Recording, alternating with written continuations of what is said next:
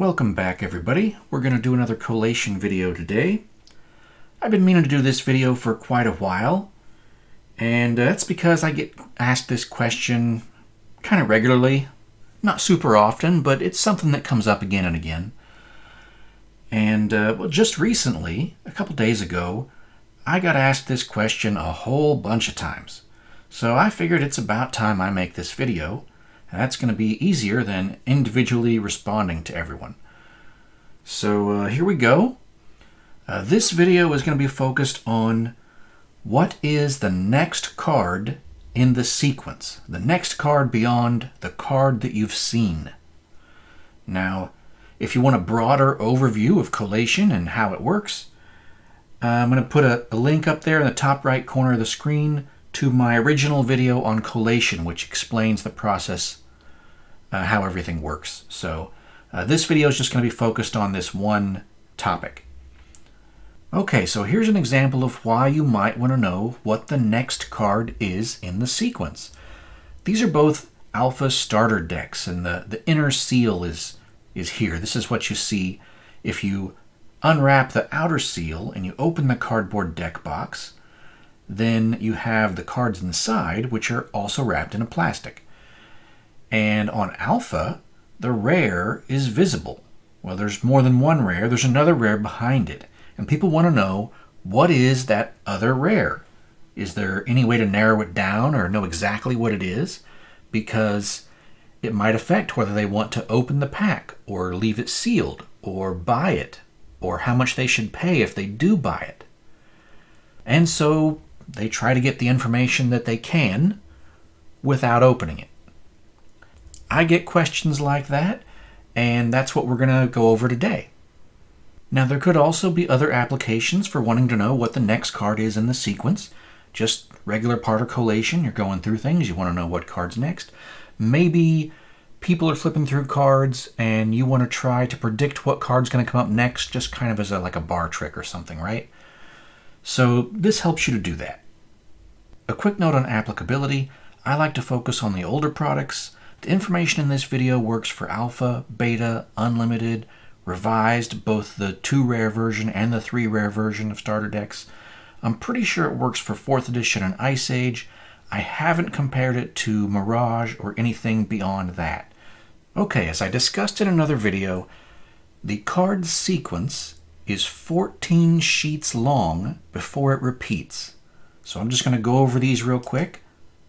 Here's one, and the yellow lines here represent where the rows would be scooped up.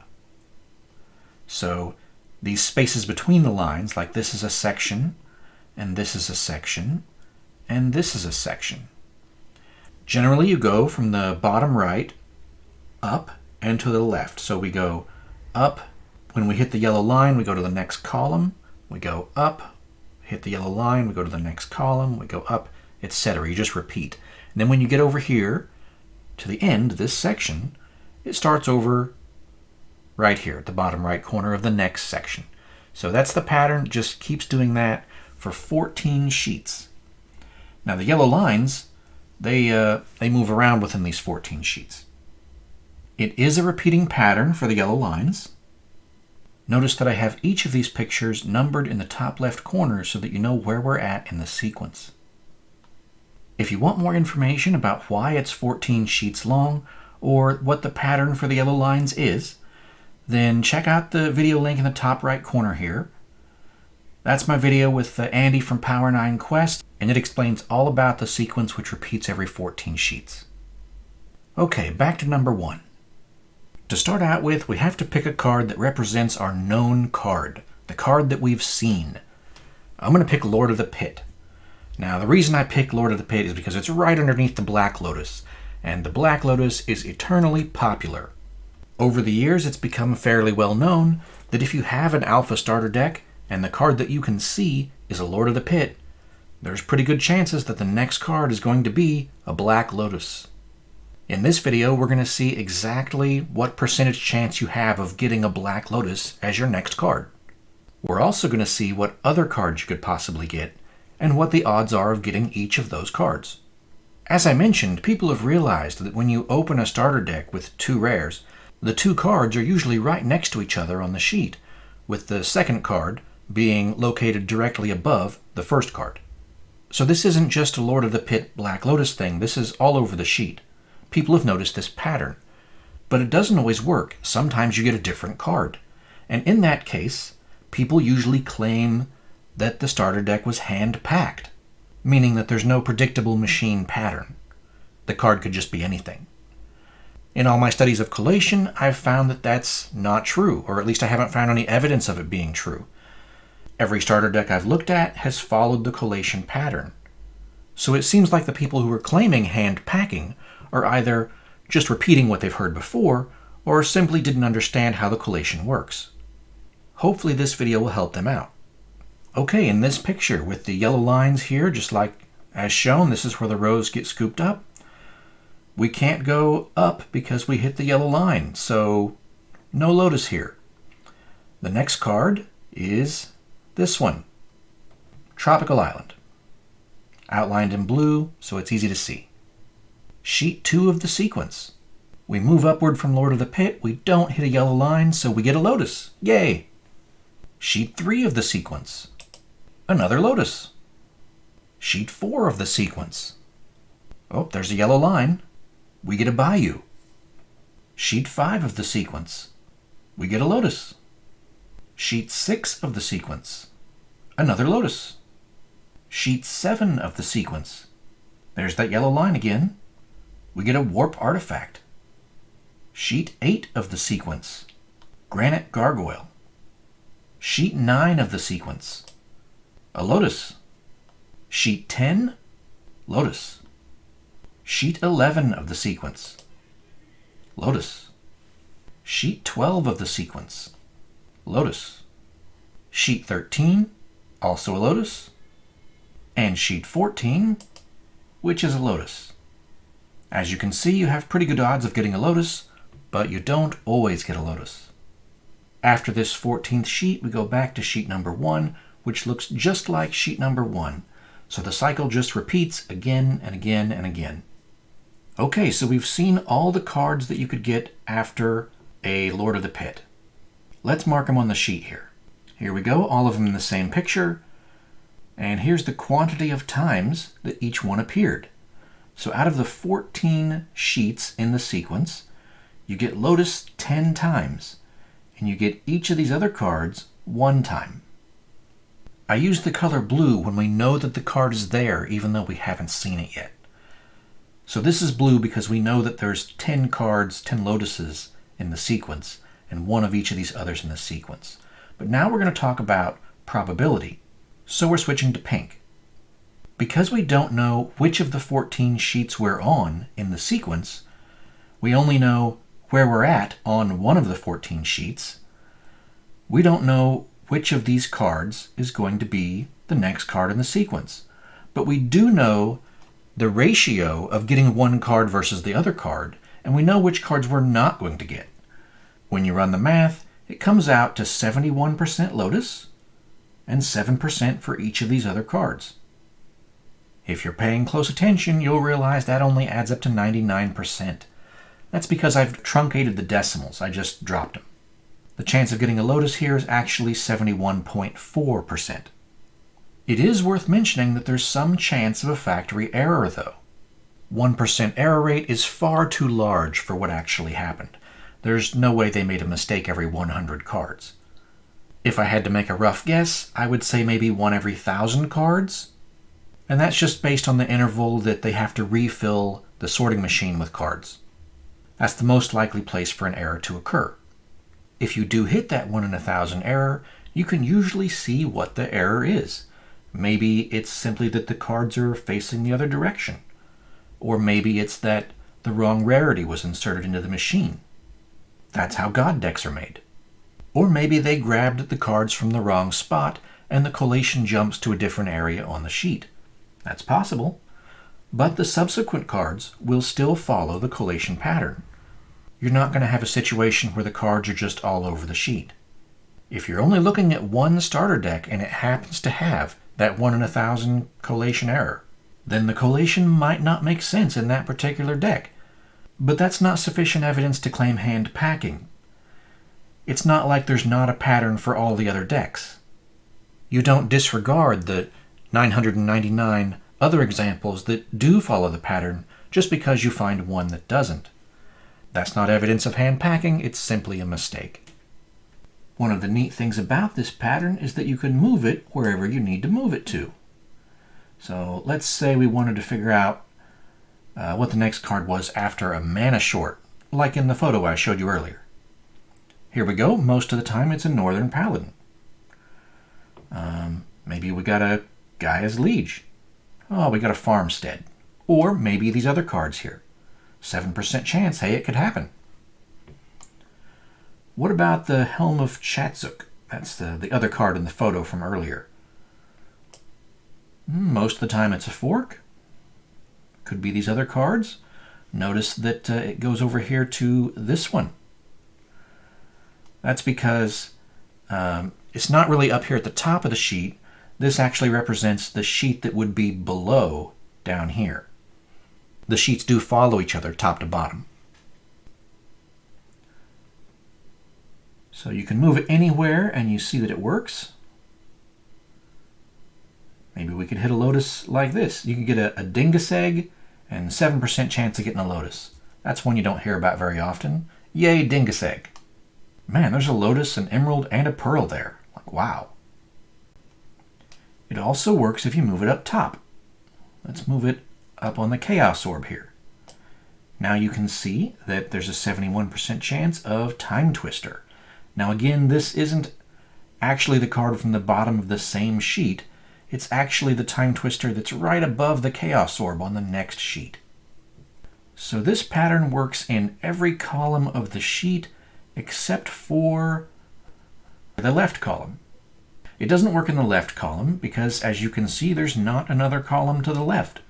So those 4 7% card positions, they can't be there. Instead, the left column uses this pattern. Still 71% the card above, but instead of having the 4 cards here at 7%, you get all 28% here. This pattern only works for the left column. So any of these, and if we go up to the top position, you can see that it wraps around to the next sheet, which on this screen is shown being here and here. Okay, so that shows you what the next card in the sequence is after the card that you've seen. What about the card before the card that you've seen?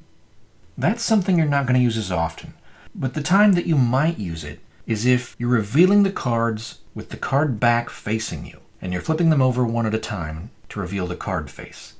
If you were doing that, then you're going through the deck backwards, and so things will be in reverse order. In that case, the first rare you reveal will be the one you find on the sheet, and the next rare will be the one before it in the sequence. That looks like this. It's the same as the other pattern, it's just inverted. The card before, a Lord of the Pit, 71% of the time, is a Monk's Pearl. And these other cards, Bad Moon, Elvish Archers, Dingus Egg, and Nether Shadow, all have 7% each. Again, that works all over the sheet, so we can do whatever we want here. Here's a Ruby, Howling Mine, Mana Vault, that's a good card. So yeah, you can go down to the bottom, you can see it wraps around to the top. Or something like this. You go all the way to the top and you can see it on the bottom there. So keep in mind that's going to the next sheet. Now, it doesn't work on the very right column. Same reason as before, it's just because there's not another right column for these sheet positions. So for the right column, we have to use this pattern, which is just like the previous pattern, but inverted. Just like the pattern for the left column, this is the one for the right column, but basically upside down. So the card before Birds of Paradise is going to be a Force Field 71% of the time, and the other 28% is going to be a Cyclopean Tomb. Alright, an important part of this discussion is that we've been talking about starter decks which have 2 rares. We were talking about seeing the first rare and knowing for sure that a second rare exists, because starter decks have 2 rares, at least for alpha and beta, and some of the revised. But what if you're working on a bigger project than a single starter deck? What if you're working on a starter display box of 10 decks? Or they had 10 decks back then. Later on they had 12.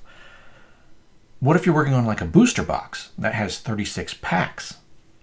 Sure, you still have a next card in the sequence, but is it going to be in your display box, either your starter box or your booster box? Not necessarily. You always have a next card in the sequence, but at some point, the box doesn't have more cards. So let's talk about booster boxes. You have 36 booster packs in the box, 1 rare in each, so you got 36 rares. The rares that are in the box are all going to be in sequence, but that last rare that goes in the box, the next card after it is going to be in the next box.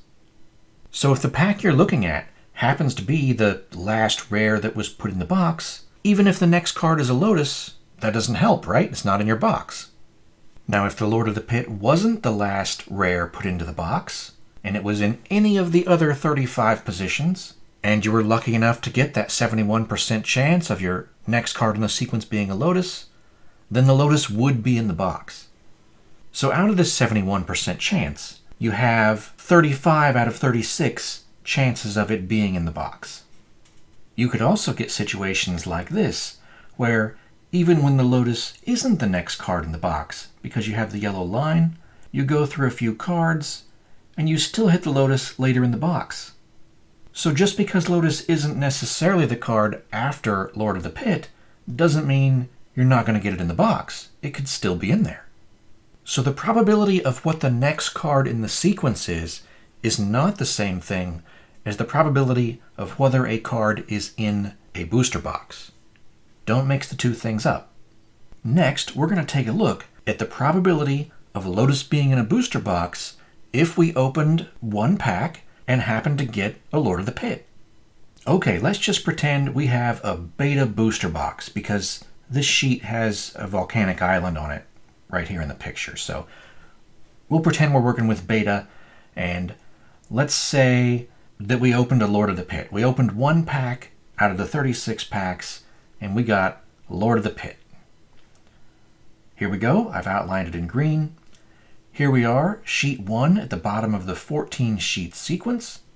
I've got the yellow lines marked out, and in this example I went ahead and put sheet 2 above it here so that we can see the space between these yellow lines, because that's very important. You can see here that this is 2 rows, this is 3 rows, this is 4 rows, and this is 5 rows. Alright, so we know we have a Lord of the Pit, and we know we have 36 packs in the box. This is what happens if Lord of the Pit was the first card in the sequence put into the box.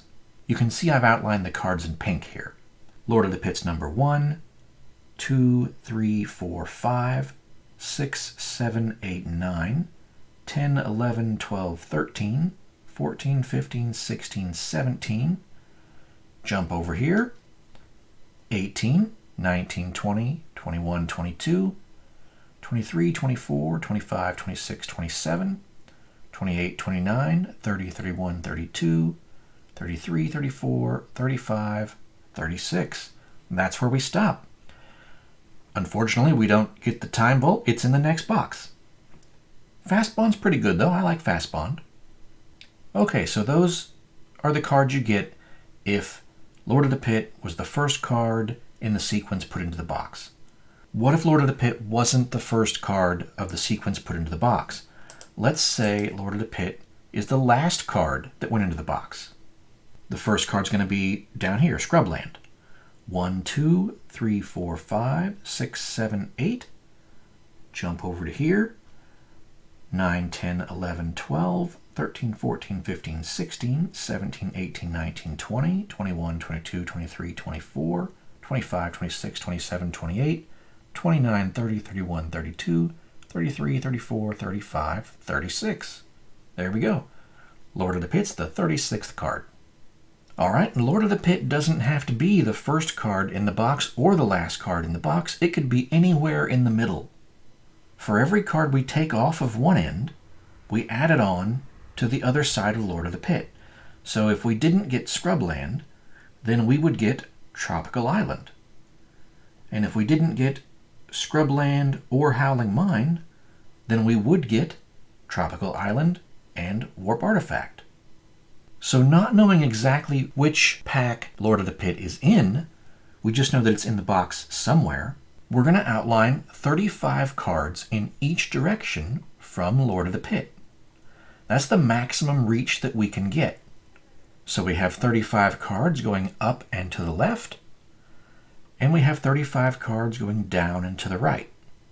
Counting Lord of the Pit, we have 71 cards here that we could possibly get, but we're only going to get 36 of them because we only have 36 rares in the box.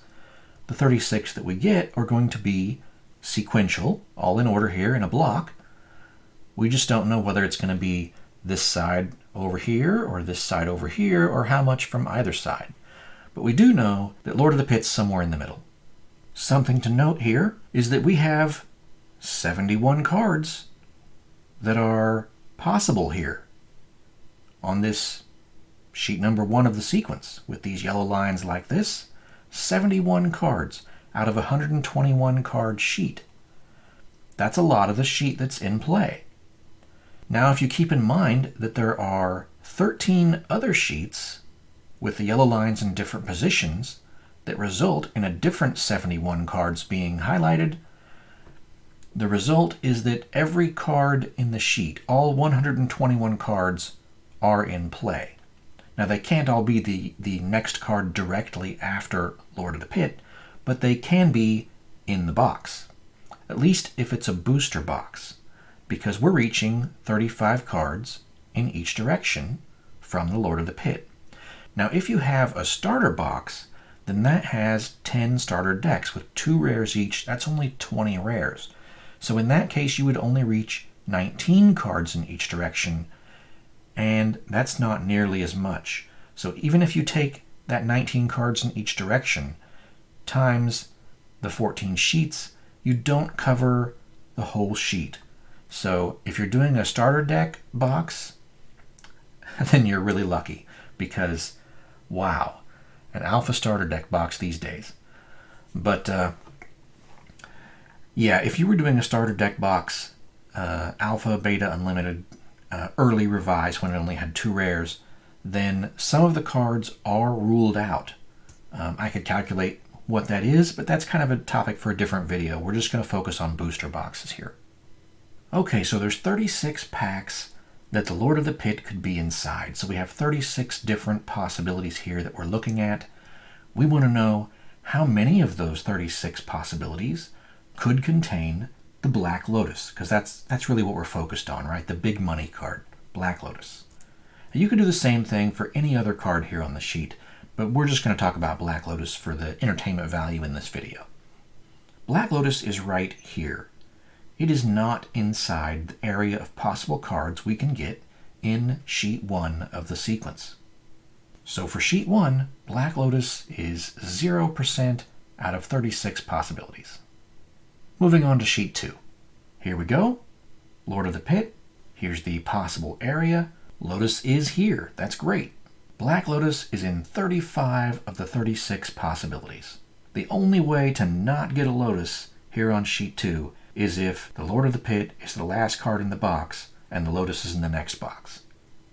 Okay, sheet 3 of the sequence. Here's the relevant area. Lotus again comes in at 35 out of 36. Pretty good odds. Sheet 4, here's the possibility area. Here's the Lord of the Pit. We have 35 cards to the left and upward from Lord of the Pit. Only these last 3 right here.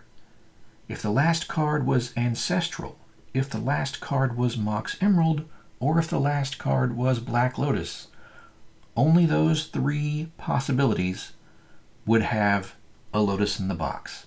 Anything else to the right and down would not have a Lotus. So the chance of getting a Lotus on sheet 4 of the sequence is 3 out of 36 if you opened a Lord of the Pit in the box. Moving on to sheet 5 of the sequence.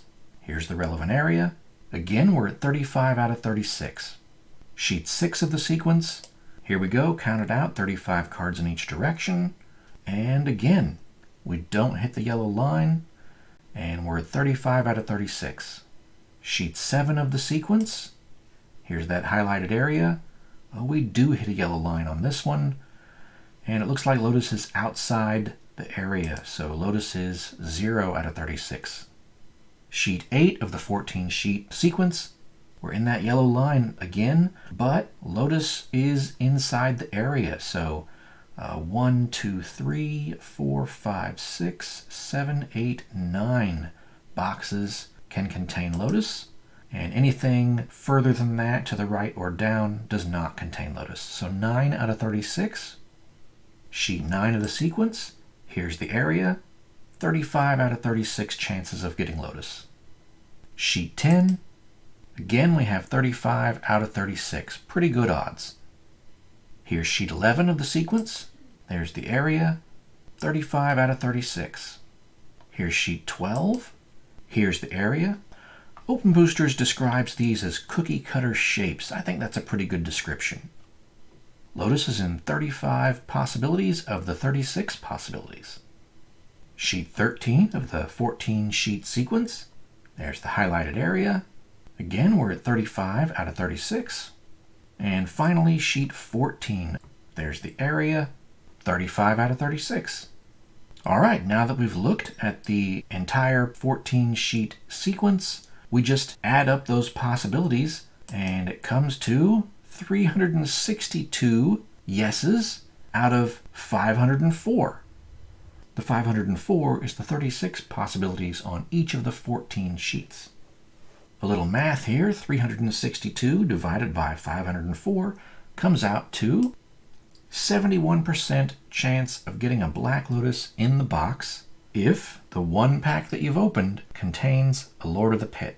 Now again, I dropped the decimals and rounded down. This is actually 71.8%. So we did go up 0.4 something percent from the chance of the Lotus being the next card in the sequence.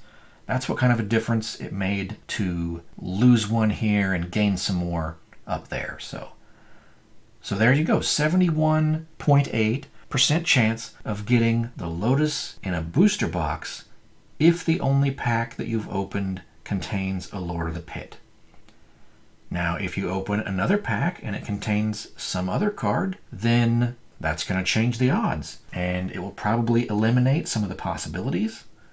Hopefully it doesn't eliminate the Lotus, but you never know. That's the chance you take.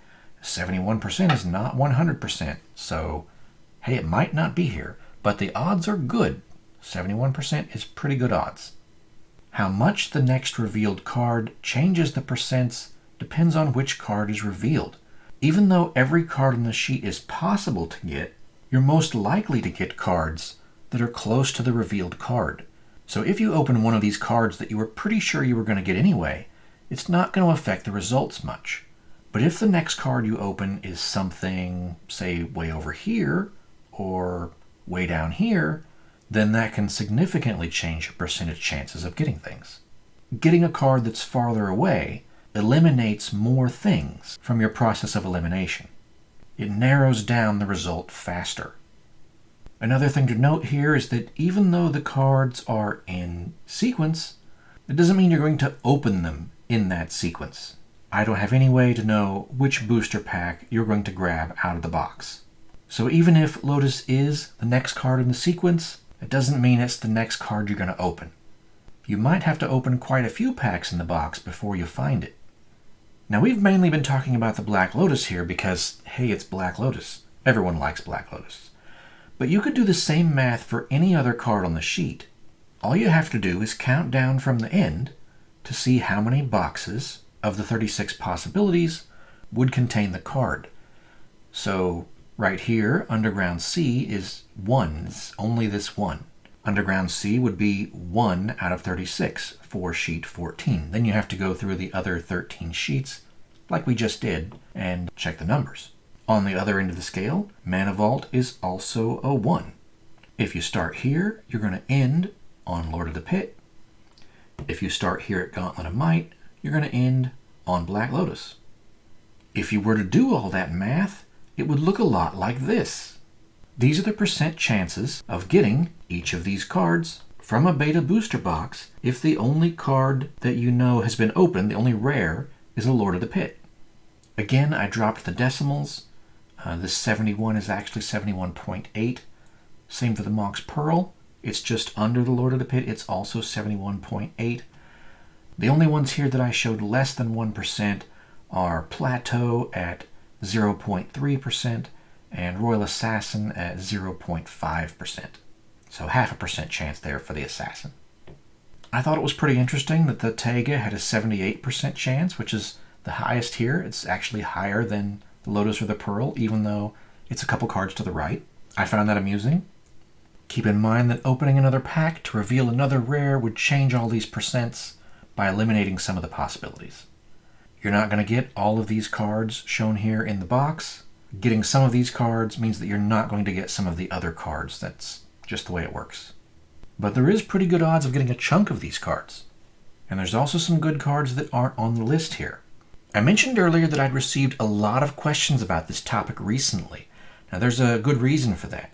Heritage Auctions is auctioning a beta booster box, pack by pack.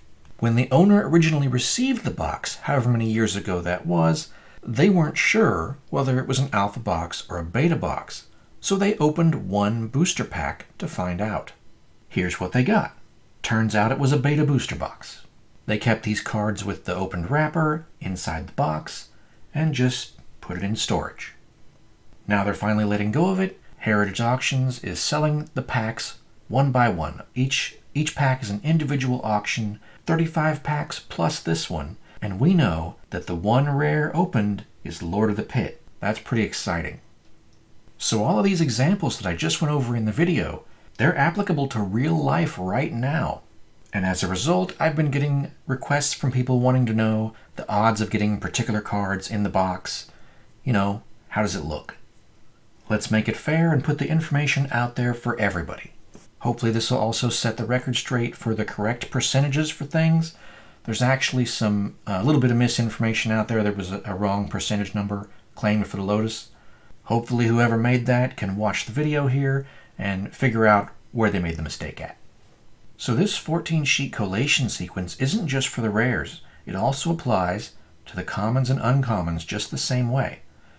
You can plot out the known commons and uncommons on the sheets, determine where the yellow lines are by where the cards move from one to the other spot, or where they stop going up, and use the yellow lines to help figure out which sheet of the sequence that you're on.